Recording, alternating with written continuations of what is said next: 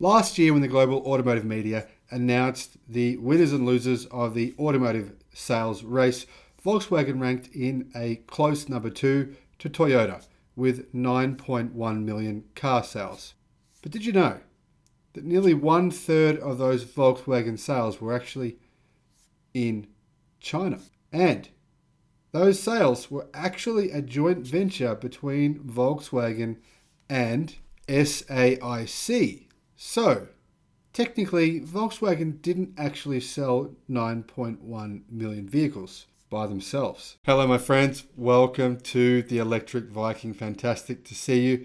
Now, thank you for subscribing to the channel. I appreciate your support. And I think, so does the electric car movement, the clean, sustainable energy movement. That's what this channel is about. And simply by watching these videos, you're supporting that movement. And even better, one better than that is jump on my Patreon account. I'll put a link in the description below and become a member, basically a member of the Electric Viking Club, because that's what it is. Now, you can just donate $3, $3 Australian, so that's about $2.20 US dollars per month if you want to. That's the lowest rung, and that obviously gets you into that club. Now, I have been researching this video for many hours. I don't know how many. It's almost embarrassing how long this video has taken me to research, but I found something very, very interesting. Now, some trends going on here, and a way that the West has been reporting facts as though they are facts, when in fact they are not facts. They are made up. It's making China look different to what it really is. It's kind of a misrepresentation of the facts. And I think I've been blind to that, not in the last year, but before that, I was very blind to what was really going on. I thought that most cars were made in Europe, in America. And turns out that's not true. Now, multi-brand conglomerates are commonplace in the automotive world. So who owns who in 2021? And who is the biggest? Well, this is a proper video here. I'm not going to bullshit you because that's what the media is constantly doing. Here are the facts. Did you know that the word Stellantis comes from the Latin verb stella, meaning someone or something that brightens with stars? Who knew? Who cares, right? Now, when I first heard it, my mind immediately thought it was something to do with Atlantis. But then naming the world's newest car conglomerate after a fictional sunken city would be a bad omen. But I think it might be the correct omen if you look at Stellantis. Anyway, moving on. Stellantis NV was formed in early 2021 when Fiat Chrysler Automobiles merged with Peugeot Society Anonymous, or Anonymy, or I don't know how you pronounce that. Currently holds the record for owning the most new vehicle brands in the world at 14. But of course, there are a number of big automotive groups that hold multiple brands all around the world. Now, obviously, the automotive industry is one of the biggest retail industries in the world. Technically, it's fifth behind health, insurance, pension funds, oil and gas, and commercial real estate, according to ibisworld.com. With a turnover of 4.3 trillion in 2020, just under 80 million new vehicles were sold last year, down substantially on 90.4 million vehicles sold the year before, of course, due to coronavirus, according to the International Organization of Motor Vehicle Manufacturers, OICA. So you can see sales went down by around about 10 to 11 million in 2020 versus 2019. But this is actually not true. The automotive industry actually represents the world's second largest industry. But if you just count consumer vehicles, of course, it comes in fourth. But automotive is a lot bigger than just consumer vehicles. But that's what we're going to talk about today. Just consumer vehicles, not buses, trucks, those sorts of things. Now, passenger cars accounted for 53.6 million of those sold, with commercial vehicles the other 24.4 million. Almost 1/3 of all vehicles were manufactured in China, right? And I'm going to show you the list that people are publishing, making it look like they're not made in China. 1/3 of vehicles were made in China in 2020. What do you think that's going to be by 2030? I'd say probably 70%. That's scary. Now, This was followed by the United States with 8.8 million, Japan with 8.1 million, Germany with 3.7 million, and South Korea with 3.5 million. So you can see that the biggest places that will lose out over the next decade will be the United States. Unfortunately, they will lose some of their manufacturing. Japan, 8.1 million. They will lose the most, without doubt. Germany, 3.7 million. They have a lot less to lose than Japan.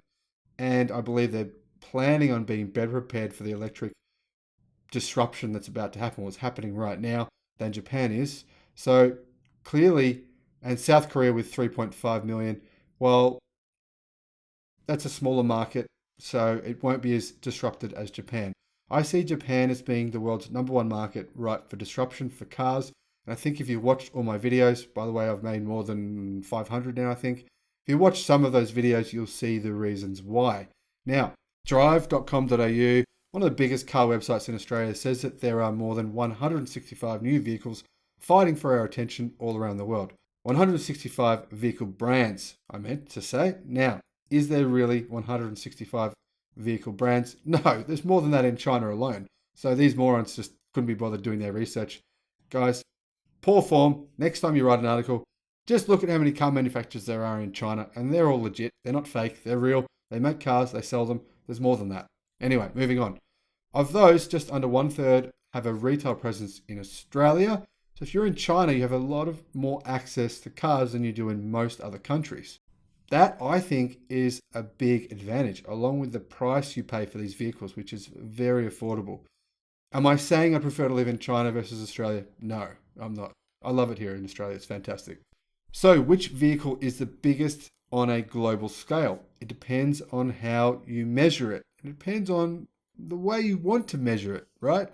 Now, if you look at branddirectory.com's rankings on which vehicle manufacturers are worth the most, they claim Toyota is worth the most on brand at a value of 81.3 billion, followed by Mercedes-Benz, Volkswagen, BMW, Porsche, and then Tesla.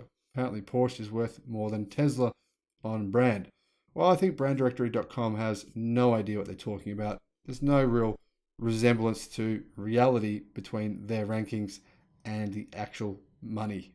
Now, if we're just talking purely vehicle sales on a, well, this is complicated, but a pure brand sense, Toyota has top global sales in 2020 with 7.27 million sales, followed by Volkswagen with 5.4 million, then Honda, then Ford, then Nissan, then Hyundai.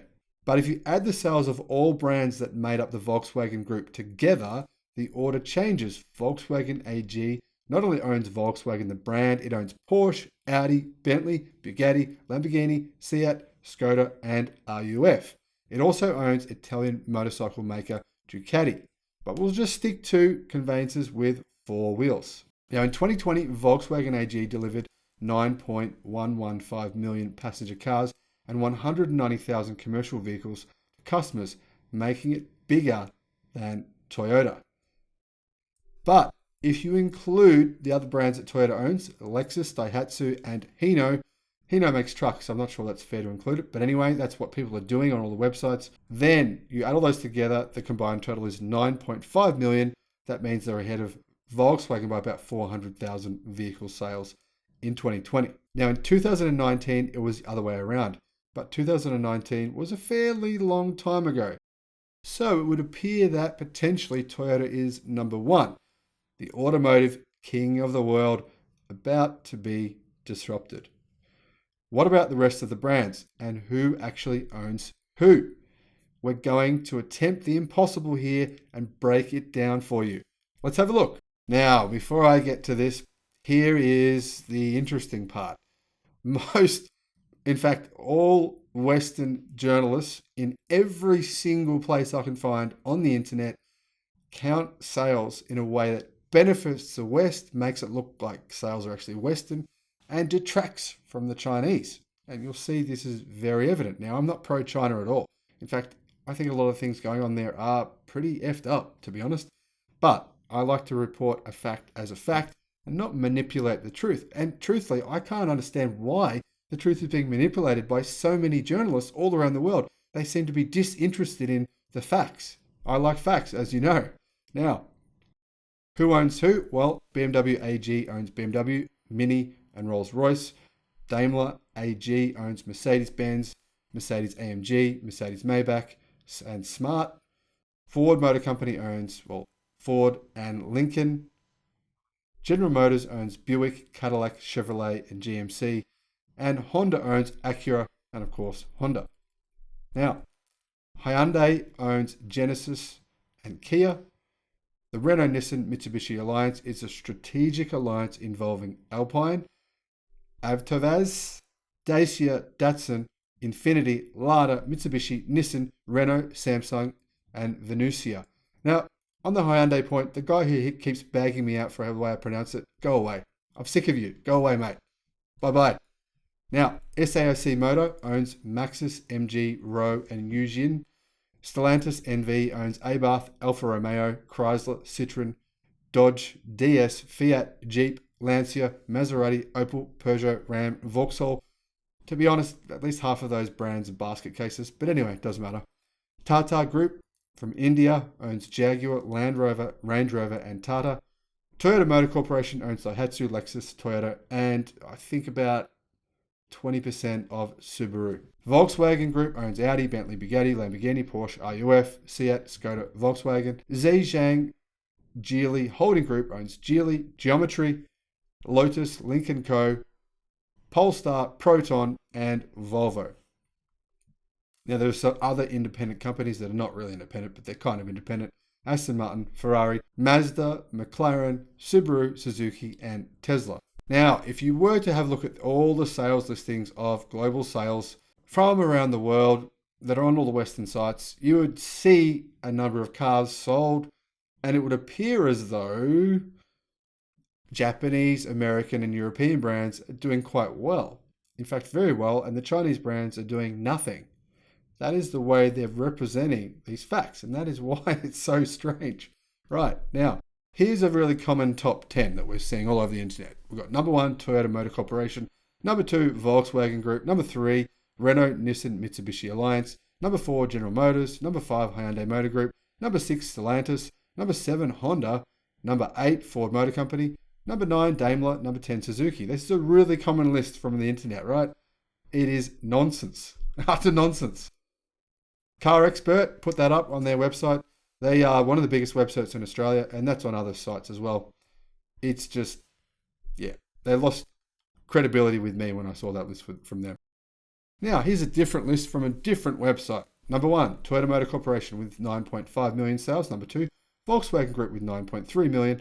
Number 3, Renault Nissan with 7.5 million. Number 4, Stellantis Group with 6.9 million.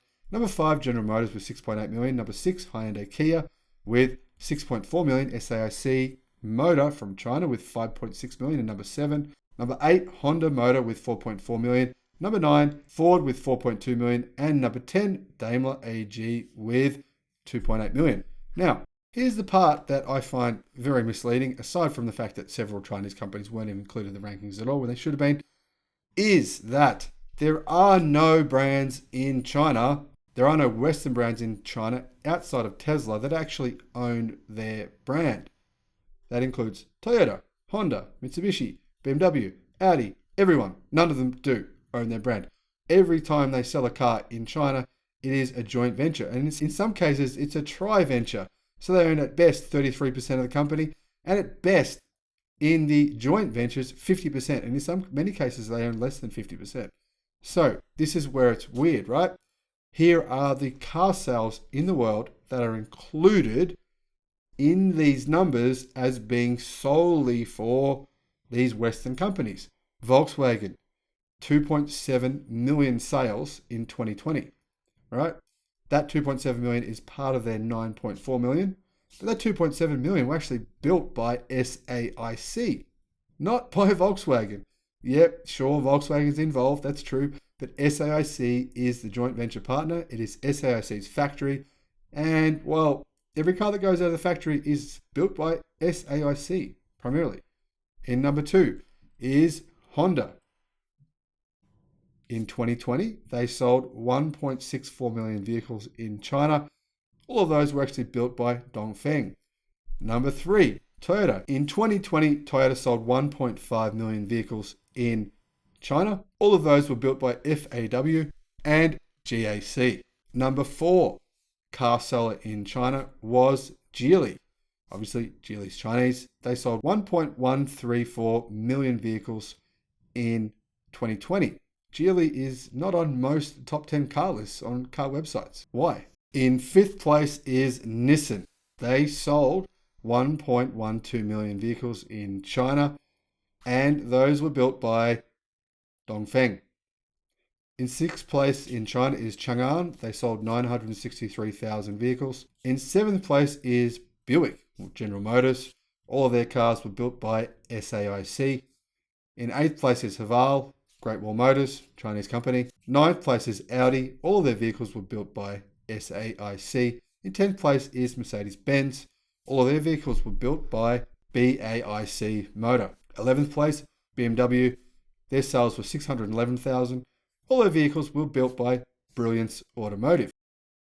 In 12th place was Chery with 500,000 sales. They're a Chinese company.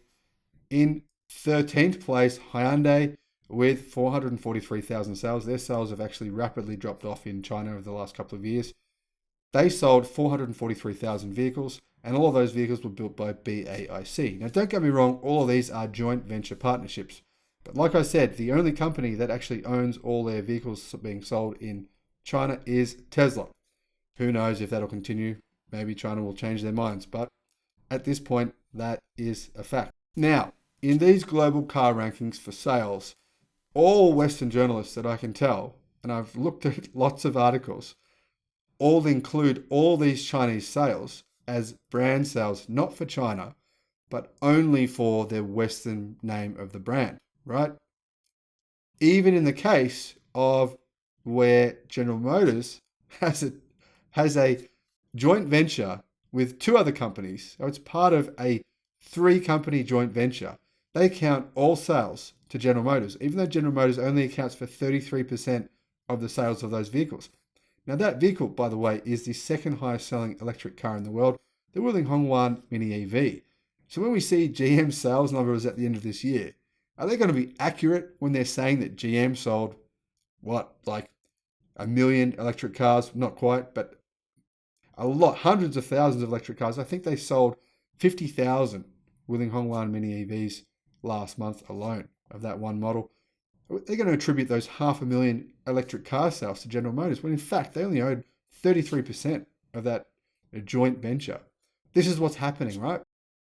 So when we actually start to assess the facts, we start to realize that the world's fastest growing companies right now, the world's fastest growing automotive companies are, basically all in China.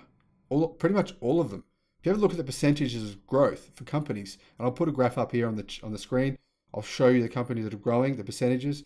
You actually can see that the world's fastest growing companies are Tesla and a bunch of Chinese automotive companies. So while some of you have probably been watching my videos thinking, oh, you must love China because that's why he's saying that the Chinese are going to take over. Well, they already own 1/3 of all car manufacturing worldwide. 1/3. It's actually a bit more than that now. But look at the fastest growing companies in the world. Look at the fastest growing EV companies. They're Tesla and companies in China. All of them. All of them. Look at the numbers. Some of the numbers are insane. Some of the growth of these companies are insane. I mean, imagine if any of these Western companies actually grew by, just say, one of the smaller companies that have, the ones that have grown less. Some of them have grown by, minimum 200%, and that's not much compared to others. So let's just say one car company in the West had grown by 200%. We'd all be saying, it's a miracle. This company's amazing. And yet, they're all in China, all their Tesla. Now, Chinese brands did not that well last year in China during the coronavirus pandemic. They lost about 2% market share to Japanese and European brands and American brands, about 2%. But that was very temporary and has reversed dramatically this year in quite an interesting turn of events. It's happening in a way that I don't understand why nobody's reporting on this, because this is a significant issue. Now, I reported recently on the fact that Japanese car brands sold a lot less cars over the last few months in China than they historically have. I'm telling you now, I believe this is a strong trend that's going to continue, and it's represented in the first 6 months auto sales chart here that I'll show you from China. But that situation has been more exacerbated in the last 3 months, which I don't have the data here for, but that's between the 6-month period of the year and now. So the end of June to the middle of October, you'll see that the transition is happening even faster.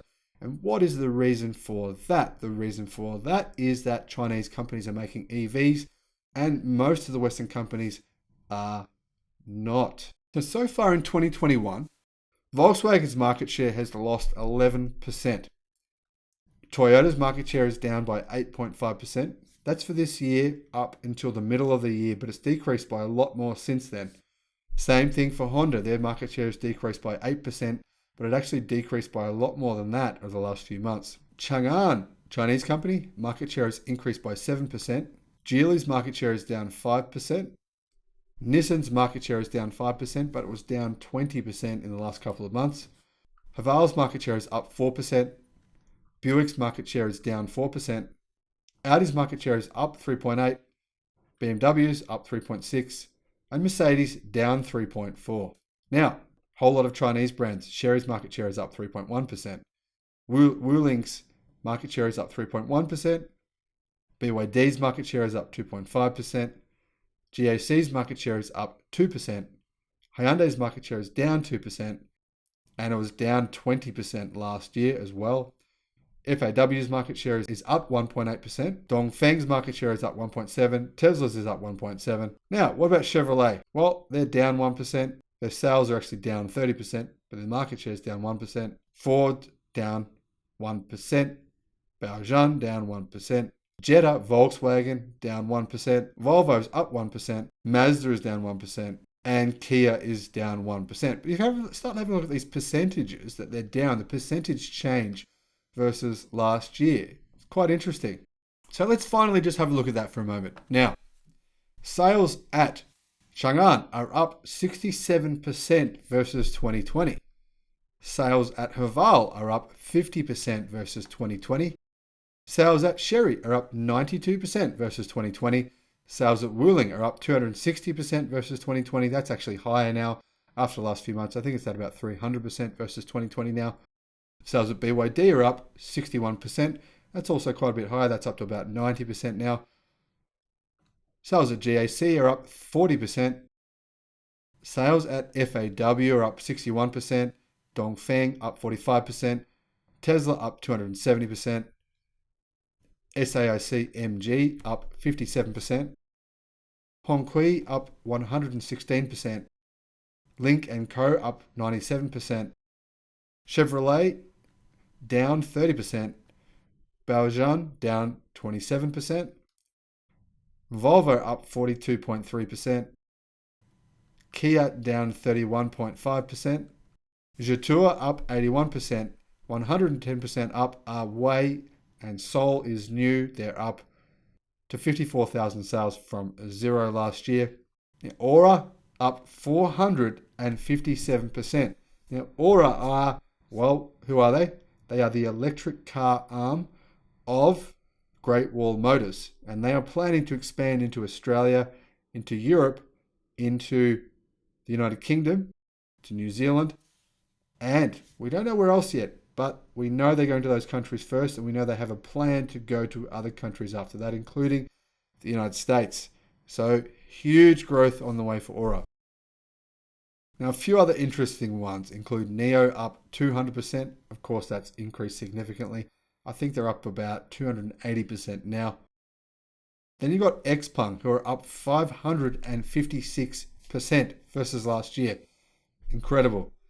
Li Auto up 220% versus last year. Peugeot somehow up an incredible 130% since last year. Skoda down 53%. Nita, Chinese brand, up 322%. Those guys, Weltmeister, are up 104%. Now, Leap Motor. I also made a video about Leap Motor, a new car that they sell that I think is amazing and is probably the best value luxury car in the world. They are up a staggering 1,600%. By the way, that's an electric car. I'll put a link in the description below. You should check it out. And Geometry, the electric car brand for Geely, who are up 473.4%. Now, to summarize, there's a whole bunch of new electric car manufacturers in China. There's a couple in America, Rivian. I won't count Nikola because they're a joke.